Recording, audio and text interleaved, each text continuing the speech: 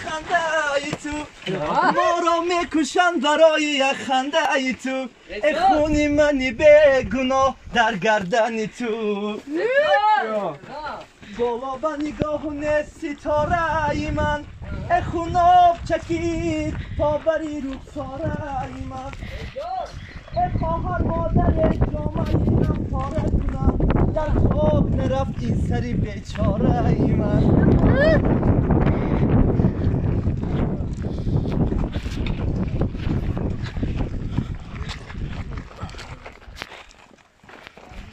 وای از من و وای از من و وای از جانم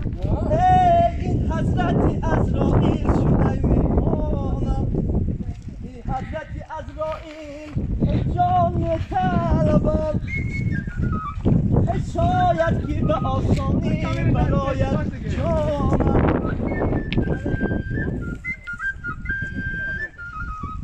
ای حضرت عزرائیل و جان طلبم شاید که به آسانی برایت جانم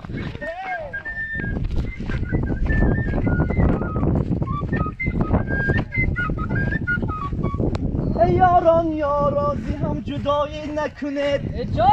در دل هوسی گریز پایی نکنید دو جمله یکی دو هوایی نکنید ای فرمود خدا که به وفایی نکنید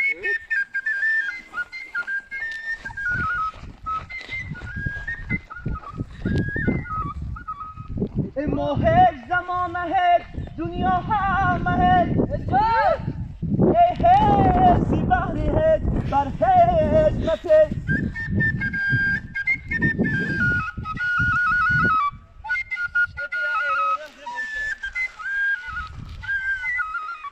ادانی که زی آدمی چی میماند و بس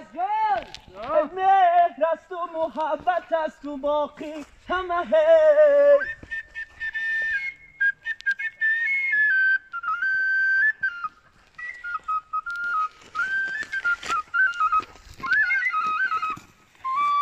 جا